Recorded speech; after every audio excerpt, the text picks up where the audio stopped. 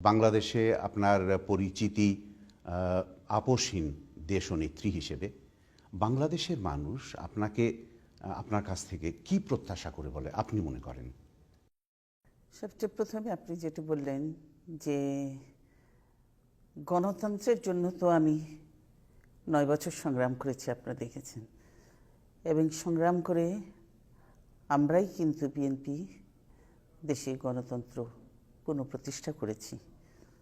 এবং সেখানে শুধু গণতন্ত্র প্রতিষ্ঠা নয়, আমরা সেখানে সকল দল মিলে আমরা সেখানে পার্লামেন্টারি সিস্টেমের সরকার প্রতিষ্ঠা করেছি।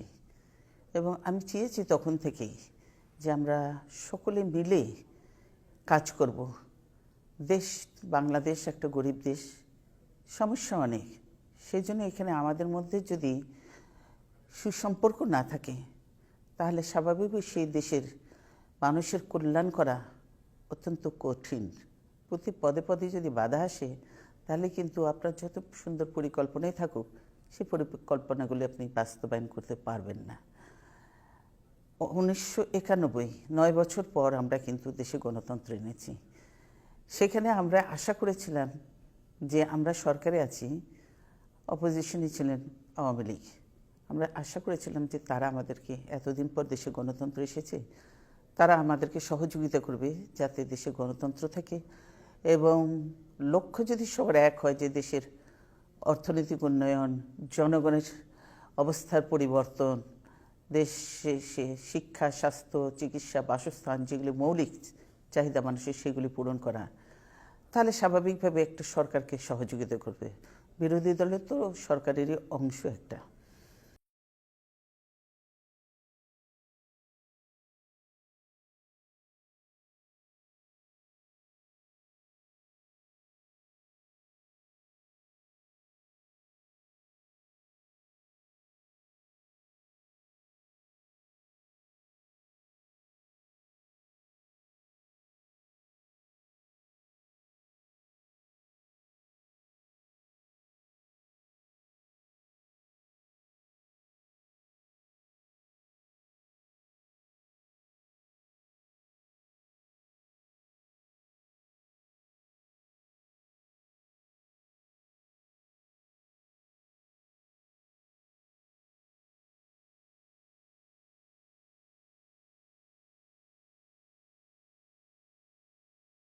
বিশেষ করে শিক্ষাক্ষেত্রে আমরা ব্যাপক পরিবর্তন এনেছিলাম।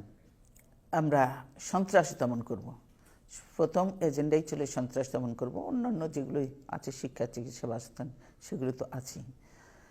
সেই সন্ত্রাস দমন করার জন্য আমরা কাজ শুরু করলাম। এবং সেখানে আমরা বলছি, সন্ত্রাস যারাই করবে দলমত নির্বিশেষে কাউকে ছাড় দেওয়া হবে না। আমরা সবাইকেই ধরেছি যারা সন্ত্রাস। বিশেষ করে রাজনৈতিক প্রক্রিয়ায়, দলীয় সংগঠন স্তরে বাংলাদেশের মানুষ সংস্কার চায় কি চায় না, আপনি কি মনে করেন? এখন সংস্কার চায় কি চায় না বাংলাদেশের মানুষ, তার থেকে বড় যে দলের স্বার্থে সংস্কার করা উচিত, এবং আমরা করেছি। বিশেষ করে সারা পৃথিবীতে তো অনেক পরিবর্তন হয়েছে, তো বাংলাদেশ তো আমরা ছোট দেশ হতে পারি, সেই জন্য বাংলাদেশ তো পিছিয়ে থাকতে পারে না। আমাদেরও এখন সেরকম সংস্কার করতে হবে। ভালো জিনিসগুলি, পৃথিবীর যেসব দেশে ভালো জিনিস আছে সেগুলি নিতে হবে। এবং নিউ জেনারেশনকে, তাদেরকে সত্যিকারের শিক্ষিত এবং নতুন জেনারেশনদেরকে পলিটিক্সে নিয়ে আসতে হবে। সেগুলি হলো সংস্কার। এবং গ্রাসরুট থেকে যাতে গণতান্ত্রিক প্রক্রিয়াটা জোরদার হয়, সেই কাজগুলি আমরা শুরু করেছি এবং আমাদের দলে খুব ভালো হচ্ছে। যার জন্যই কিন্তু আপনারা দেখবেন যে বিশেষ করে তারেক রহমানের ভূমিকা এখানে আসে। তারেক রহমান তৃণমূল সংগঠন যে করেছিলেন, সে সারা দেশে নেতাদের নিয়ে যেত এবং কর্মীদের সঙ্গে সারা দেশ ঘুরে তো সুন্দর একটা সংগঠন তৈরি করেছিলেন।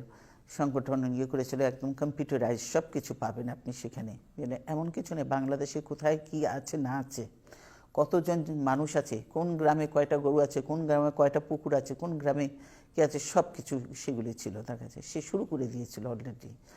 মধ্যম মাত্রার গণতান্ত্রিক একটি দেশে, ধর্মনিরপেক্ষ দেশে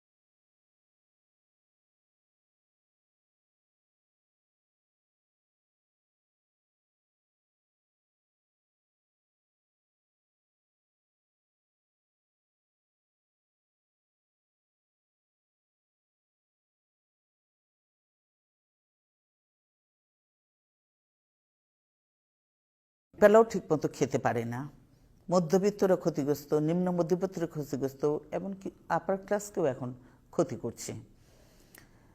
সেই আমাদেরকে চিন্তা করতে হবে যে দ্রব্যমূল্যের দাম কমানোর জন্য। আমি আওয়ামী লীগের সরকারের মতো বা আওয়ামী লীগ দলের মতো মিথ্যা আশ্বাস দিতে চাই না, আমার সেই অভ্যাসটা নেই, আমি পারি না। আমরা যা পারবো সেটাই বলবো। অবশ্যই যদি আমরা চেষ্টা করি এবং সকলকেই সহযোগিতা করতে হবে, তাহলে দ্রব্যমূল্যের দাম কমিয়ে আনতে হবে এবং সেই জন্য আমাদেরকে উৎপাদনও বাড়াতে হবে। সেই উৎপাদন বাড়াতে হবে, দ্রব্যমূল্যের দাম কমাতে হবে, জনগণের ক্রয় ক্ষমতার মধ্যে নিয়ে আসতে হবে। এর থেকে আরেকটা জিনিস, কর্মসংস্থান সৃষ্টি করতে হবে, ব্যাপক কর্মসংস্থান সৃষ্টি করতে হবে। শহরমুখী নয় শুধু, আমি মনে করি যে এখন আমাদেরকে নিয়ে যেতে হবে গ্রামমুখী উন্নয়নের প্রকল্প নিয়ে যেতে হবে, ছোট ছোট প্রকল্প সেখানে করে এবং মানুষকে চেষ্টা করবে তাদেরকে সেখানে সব সুযোগ সুবিধা দেওয়া, যাতে মানুষ সেখানে শহরে না আসে, রাজধানীতে না আসে, তারা সেখানে গ্রামে থাকে এবং গ্রামে থেকে তারা সেই কাজগুলি করে। এবং কৃষক, যেমন যে কৃষক উৎপাদন করছে সেই কৃষককে আমার দেখতে হবে যে উৎপাদন করছে সেই উৎপাদনের খরচটা যাতে তার উঠে একটু প্রফিট থাকে। তাকে তো খেতে হবে, তাকে কিনে খেতে হবে, সে বিক্রি করবে, আবার তাকে অন্য জিনিস করতে হবে, পরিবার চালাতে হবে। তার উৎপাদন খরচটা যাতে তার উঠে আসে সেই জন্য তাকে সাহায্য করতে হবে। সরকারের পক্ষ থেকে অবশ্যই সহযোগিতা দিতে হবে। আমাদের মতো গরিব দেশে যদি সরকার সহযোগিতা না করে তাহলে কিন্তু তারা সেভাবে, হয়তো যারা ধনী কৃষক আছে তারা পারবে, কিন্তু আমাদের দেশে বেশিরভাগই কৃষক হলো যে দরিদ্র কৃষক, তাদেরকে সহযোগিতা দিতে হবে, সুলভ মূল্যে জিনিসগুলি পায় সে ব্যবস্থা করতে হবে। শহীদ জিয়াউর রহমান যে পরিকল্পনা বা কর্মসূচিগুলি নিয়েছিলেন সেই কর্মসূচি কিন্তু মাঝখানে এরশাদ এসে বন্ধ করে দিয়েছিল, পরবর্তীতে এসে আমরা শুরু করেছিলাম এবং আবার যখন আওয়ামী লীগ এসেছে বন্ধ করে দিয়েছে। এই যে ধারাবাহিকতা না থাকার জন্য ক্ষতিগ্রস্ত হয়েছে। তারপর আমরা ওর মধ্যে দিয়ে যে আওয়ামী লীগ ক্ষমতায় থেকে 172 দিন হরতাল করেছে, আমার